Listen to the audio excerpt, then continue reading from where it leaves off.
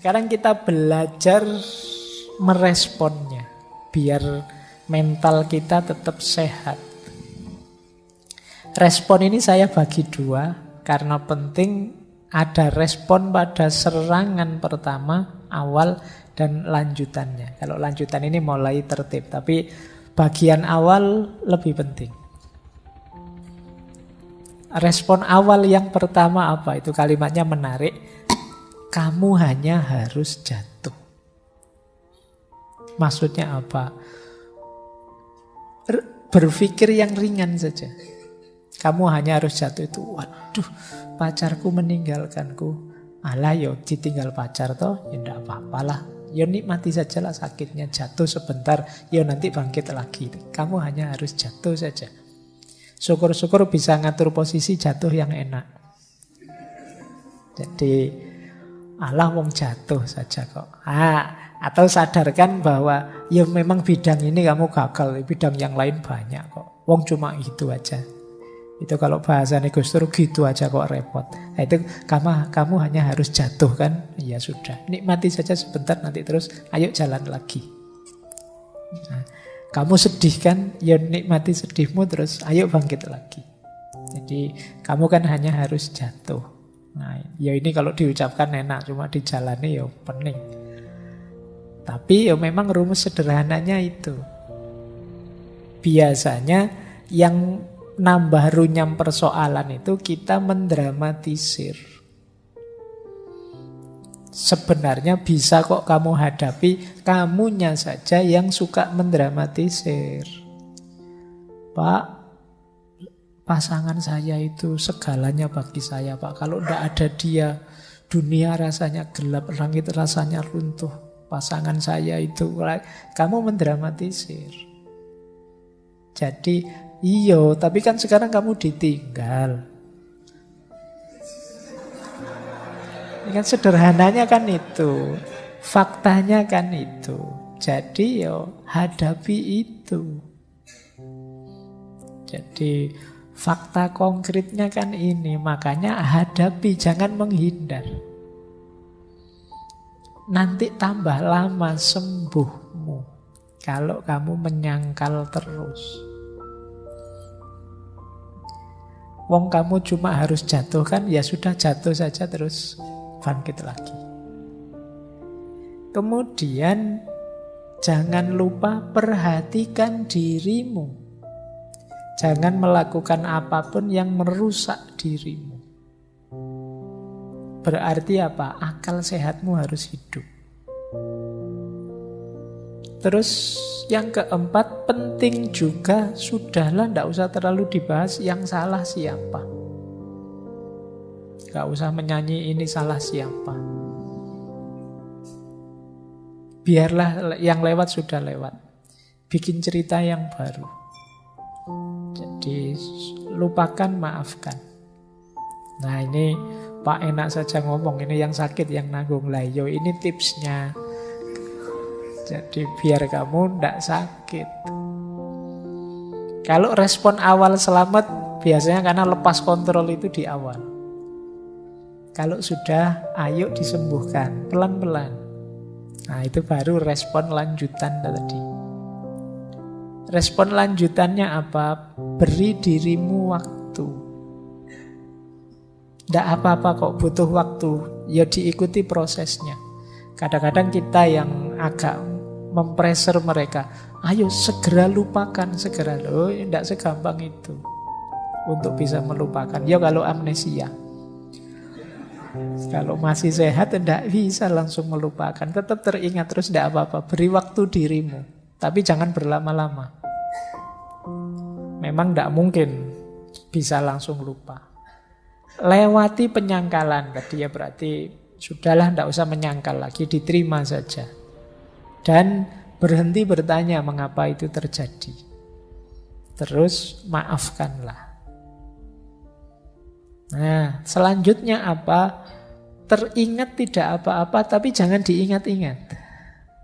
Beda ya, teringat dengan diingat-ingat itu. Diingat-ingat itu berarti sengaja mengingat. Ya kamu tambah sakit nanti. Tapi teringat pasti iya, wong namanya pernah punya banyak kenangan indah, ya mesti saja teringat. Biasa saja, tidak apa-apa. Dia datang silahkan, mau pergi lagi silahkan. Di pikiran loh. Pak, kok saya teringat dia, ya tidak apa-apa. Diikuti saja. Nah, nanti pada saatnya ya lupa lagi. Nanti kapan datang ingat lagi, lupa lagi. Biar saja. Tapi jangan secara sengaja diingat-ingat. Kelihatan kok secara sengaja mengingat-ingat itu. Jangan-jangan kamu tiba-tiba stalking Instagramnya, ngecek YouTube-nya. Ya kamu tambah sakit nanti. Kalau ke situ-situ lagi, jangan-jangan dia posting sama pasangannya yang baru. Wah, tambah sakit lagi kamu. Kamu tidak berani posting pasanganmu yang baru, kamu tidak dapat. Atau yang kamu dapat levelnya di bawah yang ninggal kamu, misalnya. Sudahlah, tidak usah dipikir lagi, tidak usah mancing-mancing ke situ. Kemudian apa? Tetap merasa berharga, jangan minder, menjatuhkan value tadi sampai ke level FOS yang paling rendah, merasa dirimu tidak berharga. Engkau tetap berharga. Dia saja yang tidak tahu hargamu.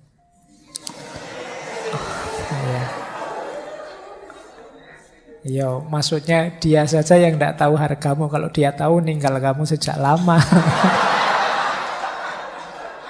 Oke. Terus, wis pokoknya tetaplah engkau orang yang berharga, tidak usah khawatir. Nah, saatnya kamu menghidupkan sistem pendukungmu. Sistem kita itu kan punya banyak sistem pendukung. Kita punya keluarga, kita punya teman, kita punya sahabat, lingkungan kita banyak kok. Sistem pendukung di sekeliling kita banyak. Ayo dimanfaatkan. Punya teman curhat, punya sahabat. Kembali ke keluarga yang selalu pasti siap menerima kita. Jadi ada banyak supporter kita, tidak usah khawatir. Terus layani diri kita dengan baik. Sementara memanjakan diri tidak apa-apa. Pengen makan enak, ayo. Pengen tiduran yang lama, rebahan, ayo.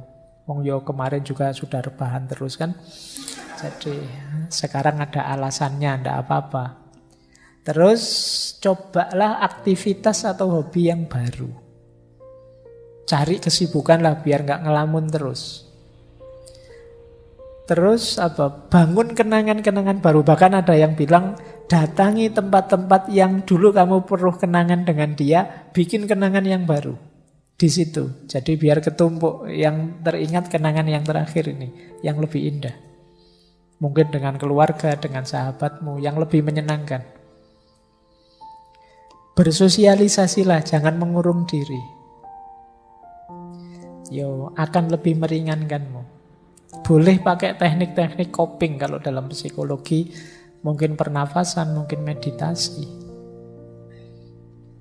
untuk menenangkan diri. Bisa mempertimbangkan saatnya membuka hati kembali. Jangan khawatir, yang lain masih banyak yang mau dengan dirimu. Setiap orang ada jodohnya. Nah, ini rumus sederhana untuk tetap membuatmu kuat. Tidak usah khawatir. Kan alasan yang paling enak untuk menenangkan diri kan, memang mungkin bukan jodohku. Nah, itu paling nyaman. Kita bersandar kembali ke Tuhan. Kalau Tuhan tidak menghendaki, mau apa? Sekuat apapun kita tanpa kehendaknya tidak ada apa-apanya. Nah, itu lebih ringan. Nah, nanti yang semacam ini kita bahas di minggu keempat ketika kita berhadapan dengan perspektif sufisme. Cuma malam hari ini memang kita pahami dulu situasinya orang yang patah hati. Kemudian kalau memang agak gawat, misalnya stres, depresi, mau agak mengkhawatirkan, jangan malu-malu, jangan ragu-ragu untuk mencari konseling atau berobat ke ahli jiwa. Karena tadi efeknya ternyata bisa besar untuk kesehatanmu lahir dan batin. Maka tidak apa-apa kamu mendatangi ahli jiwa.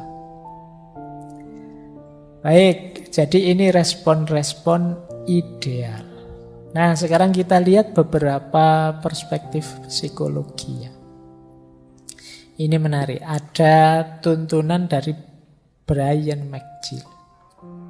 Kata dia sebenarnya Ayo kita lihat dari sudut pandang yang berbeda, kata dia. Sebenarnya hatimu bukan patah. Hati tak akan bisa patah. Yang kamu rasakan adalah sakitnya tumbuh. Hatimu tumbuh dalam kebijaksanaan, kelembutan, dan kekuatan. Sehingga suatu hari nanti kamu bisa mencintai lebih hebat. Jadi mari kita pahami secara berbeda. Ini persis pelajaran filsafat. Jadikan apapun jadi pelajaran, termasuk patah hati. Pelajaran itu berarti kita pahami dalam rangka kita tumbuh jadi lebih baik. Kita harus tambah baik dari pengalaman, termasuk pengalaman patah hati. Maka peristiwa hati yang patah itu jangan dipahami hati yang patah, tapi kita pahami sebagai pelajaran untuk kita tumbuh. Sekarang aku tahu cara hidup bersama yang tidak mengecewakan pasangan. Sekarang aku tahu maknanya kesetiaan. Sekarang aku tahu caranya membahagiakan, menggembirakan. Itu dari hubungan dan juga dari patah hati tadi kita bisa belajar.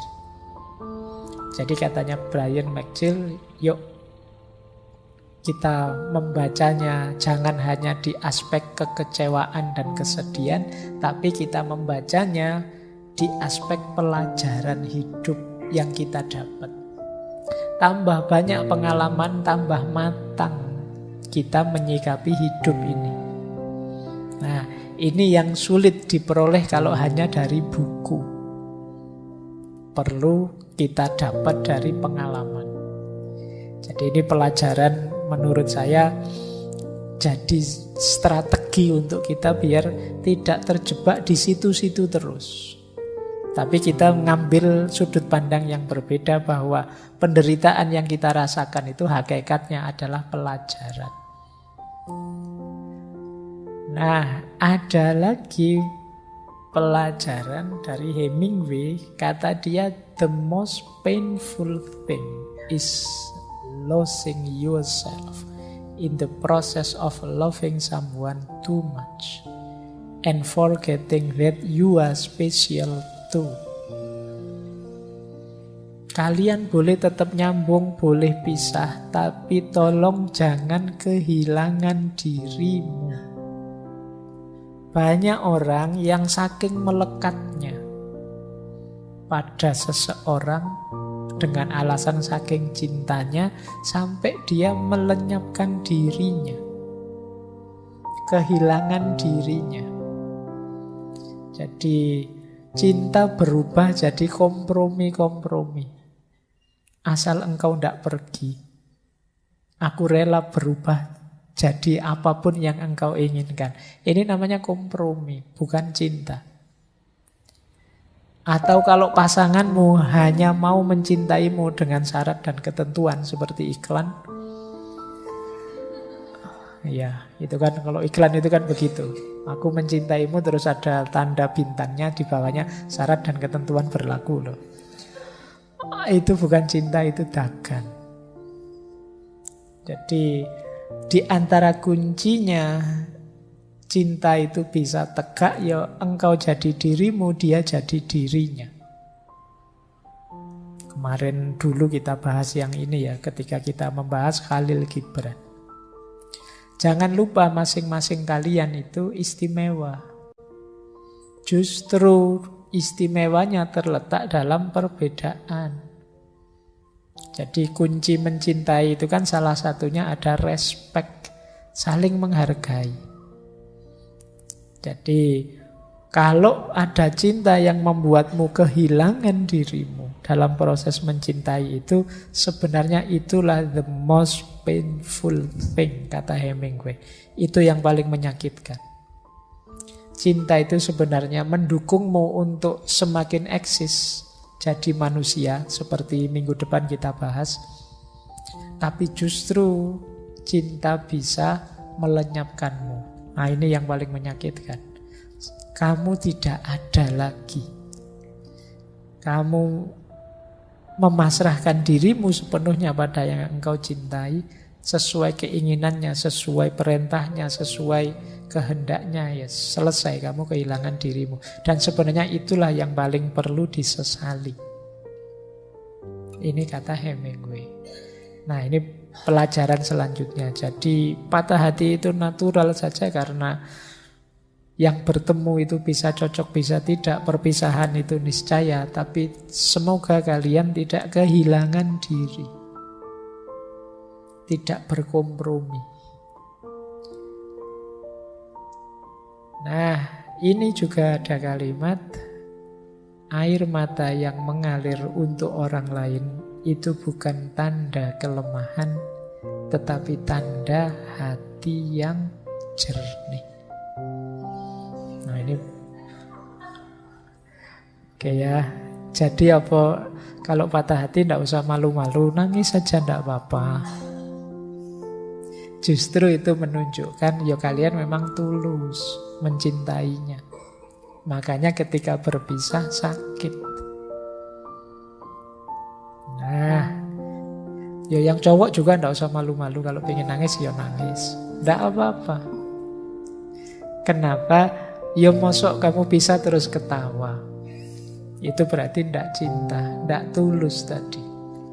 Bisa terus nyukur-nyukur ke, yo rasain lu, enggak lah. Kalau memang tulus kemarin mencintai, berpisah itu memang sakit. Tidak apa-apa menangis, karena tangisan itu bukan pertanda bahwa kamu lemah, tapi pertanda bahwa kamu tulus. Jadi wong manusia itu makhluk makna. Apa-apa ya kamu maknai yang positif lah. Tangisan dimaknai sebagai ketulusan. Nanti perpisahan dimaknai sebagai takdir atau barokah atau apalah, monggo. Nah, itu kan lebih meringankan hatimu daripada kamu maknai sebagai bencana. Atau maknai seperti tadi, begitu diputus, wah ini berarti Allah sedang memberiku pelajaran tambahan. Aku harus nyari pelajaran lagi ke yang lain, tidak hanya pelajaran ini. Nah, itu lebih meringankan. Jadi ini quotes yang ini mengajarkan kita untuk memberi makna yang positif saja. Baik. Nah, ternyata kata Josh Harris ini yang tadi punya quote sebelumnya, ada yang lebih menyakitkan dibandingkan patah hati.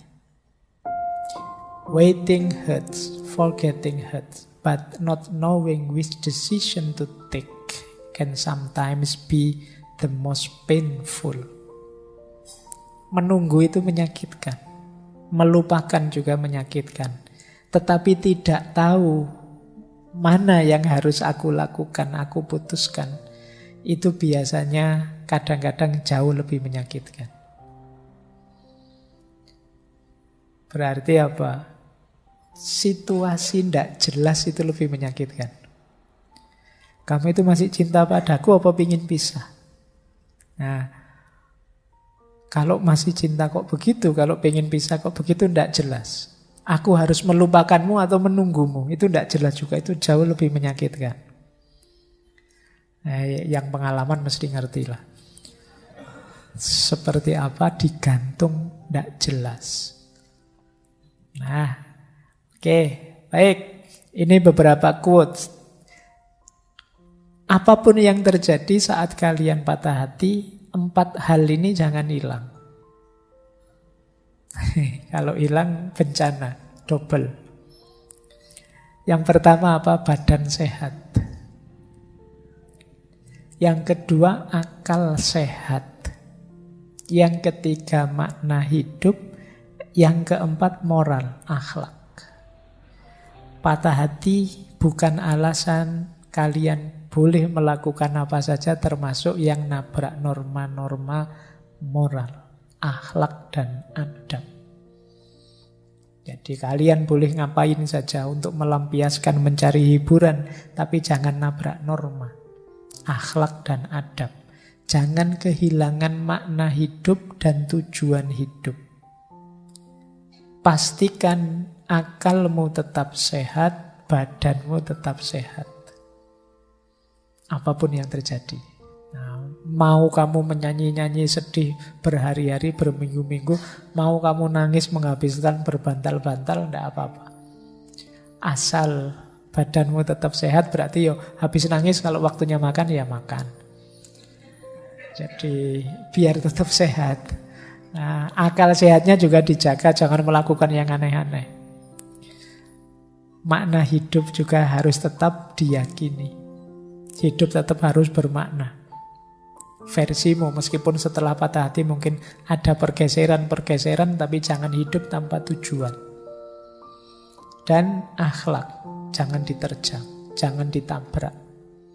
Begitu kalian nabrak 4 hal ini, maka kalian tidak keluar dari masalah, tapi akan nambah masalah.